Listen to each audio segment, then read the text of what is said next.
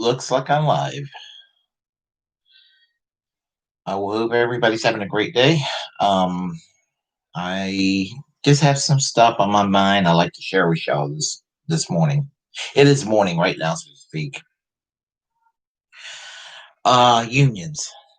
You know, that's one of my big first loves when it comes to economic democracy and economics and the plight of our middle class. I don't care how you slice it and dice it. Unions historically made our nation have a middle class. We are better off because of unions. I was better off when I had a union job. I'm from the South, and my father had a union job when he was working. My many of my family had union jobs. I'm half Latino, believe it or not. On my mother's side of the family, there was a lot of union employees too. And you know what? Whether it's my American dad's side of the family or my mother's Puerto Rican side of the family, the unions that most of my family belonged to, they all enhanced their standard of living. Now, I want to make this clear. They come from all kinds of political perspectives. Believe it or not, um, there's not that many liberals in my family. I'm probably it, although I don't like to call myself a liberal because to me, the term has been kind of bastardized by both progressives that were willing to bastardize the term and been made kind of a slur by the right in this country to the point where it evolved into meaning people who are essentially wishy-washy and afraid to take their own side in a political debate. And I am not about to do that. So I'm squeamish about using the word liberal. But then there is the benign, what I think is the benign meaning of liberal, and that is, in its American sense, it is our cultural, a cultural reformation of the term that would otherwise mean social democracy. But suffice to say, unions are very close to my heart. Um, we had a rising union movement in this country, starting with around the time of the Great Depression, where there's a lot of labor organizing. And FDR came along, and along with FDR were various reforms that made it easier for unions to organize, and the unions started to grow in strength. And after World War II, to put a stop to it, um, U.S. Congressman Robert Taft put up a bill in Congress that would stifle the labor movement, and it was called known as right to work, and but it's mostly commonly known as the Taft-Hartley Act, 1947. And what has happened is that it pretty much it was like it pretty much slammed the South. I mean, the South were pretty much willing to enact right to work laws, and boy, oh boy, did they do that! Some Western states done the same. Unfortunately, some states that you would never think would be right to work states started becoming right to work states in the last decade. Michigan, Wisconsin, Kentucky, West Virginia. Um, Sad. That's all I have to say. And we got a president, Donald Trump, right now that wants a national right to work law.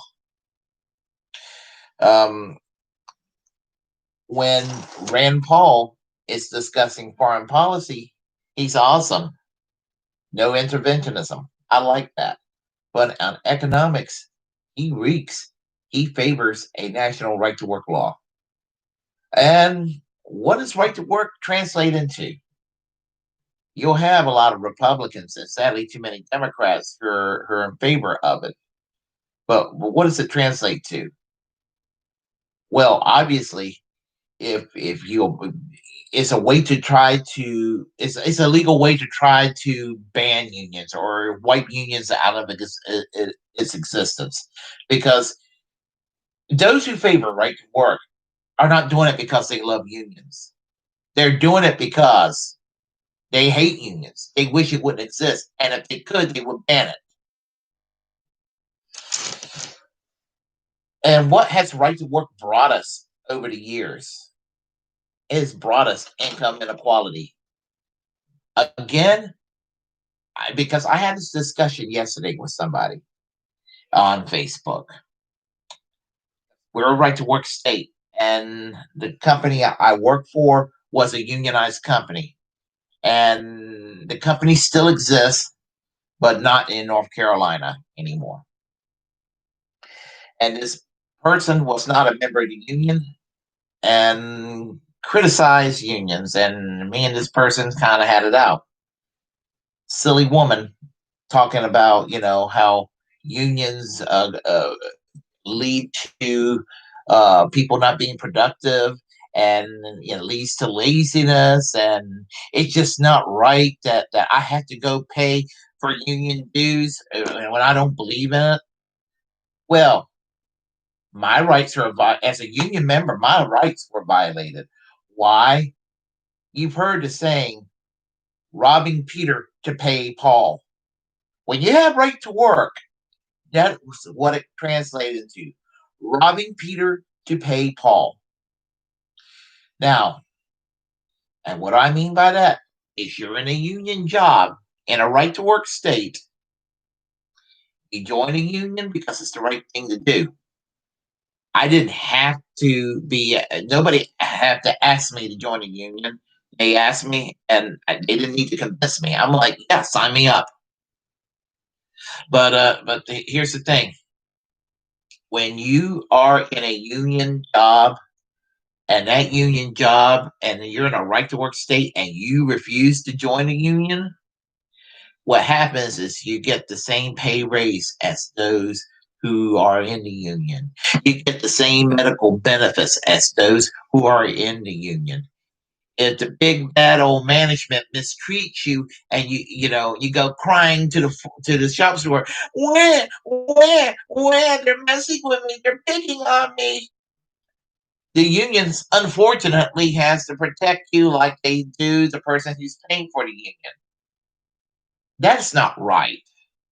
Furthermore, with retirement programs, a lot of companies that are unionized, the union controls the pension funds.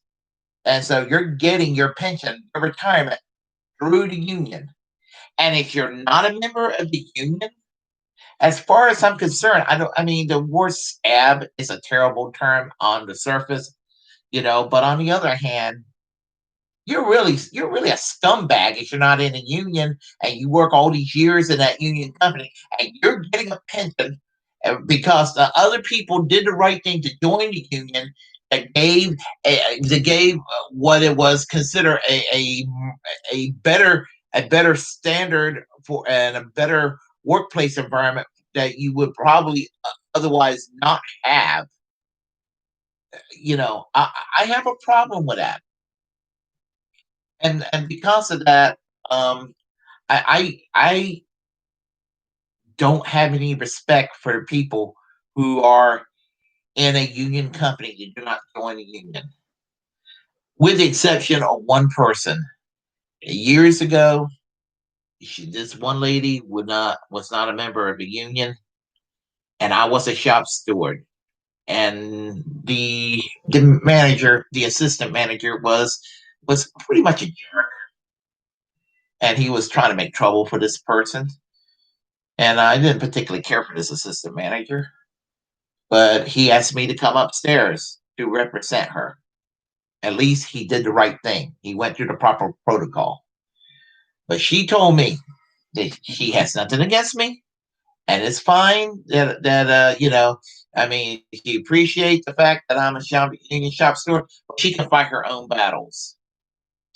Well, I mean, she wasn't fired; she was suspended, and then she eventually left the company. However, at least she had the courtesy to say that she didn't need my help, which I was kind of obligated to. But if she refused, she can't do it. Now I had an approach as a union shop steward that when people approach me and they weren't in the union, I would tell them what needs to be done, and I tell them I will go and file the grievance. I'll do what needs to be done to correct the situation, and I would certainly hope you would join the union. And if you can't if you don't join the union and you get your situation straightened out and you don't join the union, the next time you have a problem, you coming to me, I'm gonna tell you to go right straight to hell afterwards. I happened to be in a situation once where I the union saved my job. I was in a situation where I was in one department. I had my work to do, and a department supervisor drew work that I didn't have to do on my lap, which was undermining my work. I told him about it. He told me, well, you're just going to have to forget about your work. And he threatened to have me terminated. He and I got into it. Well, I filed a grievance. It was taken care of. The business agent came in the next day to take care of it. And they basically, the business agent told the manager and the supervisor to leave me alone. This is how you get justice in the workplace. Now, I am going to retire. I'm not trying to make this all about me, but anyway, I'm going to retire in 2031. I'll be able to draw my Social Security, my union pension. And I'll be able to. Well, I'm planning to dedicate myself to labor union activism as a way to keep myself active, whether it's in North Carolina or elsewhere. But the thing about it is that I see the value of union.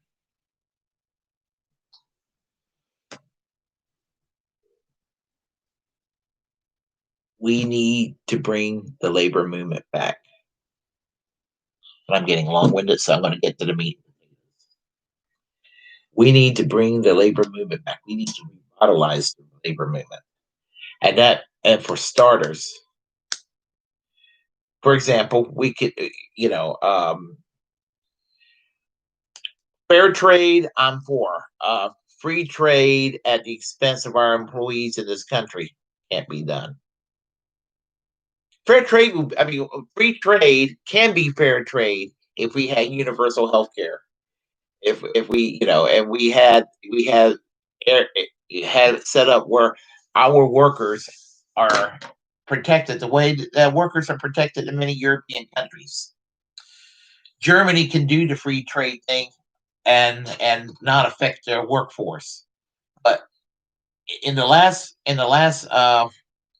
25, 30, and 35 years, we've been having a lot of companies leave this nation to go to the third world where the wages are lowered. And we need to stop that. Donald Trump is wrong on virtually everything. He might not be wrong on China. And I mean, as far as slapping tariffs and having a trade war, not a war with weapons, but an economic trade war to protect our American workers. It's just too bad he's a dunce and he's incompetent about doing it. But um, he's he's still on the surface a stop clock given the right time twice a day. One The thing that we need to do is to reform these trade agreements. Now, this new trade agreement that replaced NAFTA is, even if Mr. Trump was sincere on wanting some kind of a fair trade deal, he promised to drain the swamp.